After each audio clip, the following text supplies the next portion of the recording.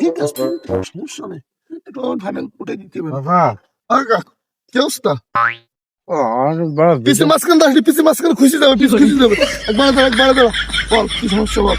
ও বিষয়টা হইলো, ও মনে করো আমি তো একসময় বিশাল প্লেয়ার ছিলাম। কি কোস তাই না? হয়, ও কিন্তু আমি এত ভালো প্লেয়ার থাকা সত্ত্বেও আমার কোনদিন কেউ খেলতেই নিল না। Oh my god.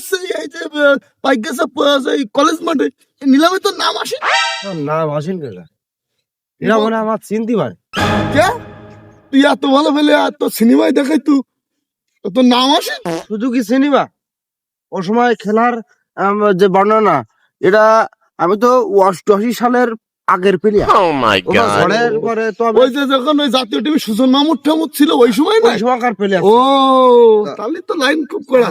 যখন ওই 88 ঝড় আসলো, হুম, ওই তার বছর 4 আগে আমি খেলা ছাড়ান দিই। তাহলে তো তুই তো মানে বিশাল সেই সাটা ভাঙা প্লেয়ার ছিলিস। বিশাল প্লেয়ার মানে এই যে এখন যে বাউন্ডারি এই না, হুম, ও তখন বাউন্ডারি ছিল সাতক্ষীরা। তা মনে কর এ জায়গা পিচ করলি, হুম।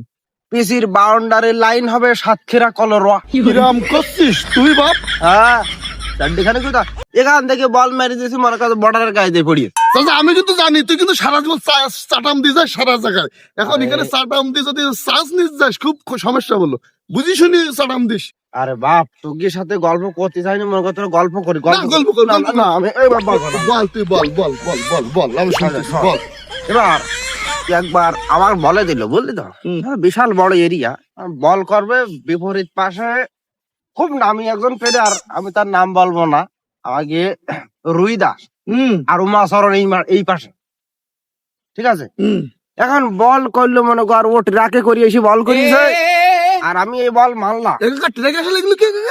মিলা বড় বাউন্ডারি না দৌড়িয়ে এসে পারি। আমি এই বল যখন মারলাম, জানি না আমার ব্যাটের ওজন ছিল খালি 2.5 ये हो क्या रहा है यहाँ पे? তাহলে তোর শরীরে শরীর তো এখন দেও হয়ে গেছে, दिमाग तो खराब नहीं है आपका? আমাশা হয়ে দেও হয়ে গেছে, এখন বিশাল খাওয়া দাওয়া যে চাপ বাবা। যাই গে যাক, এই বল মারার পর সোজা এর একদম পূব পশ্চিম বরাবর এই বল চলে গেল উড়িষ্যা। উড়িষ্যার বল।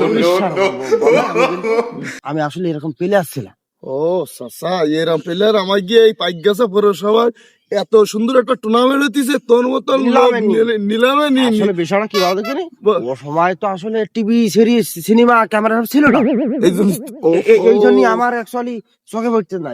তুই কি কাকা সত্যি কথা বলতি, নাড়া দিবি সেই বল খেলতি না? না না, তোরা আমার চিনতে পারবো না, এই জন্য আমি সবসময় বলছি।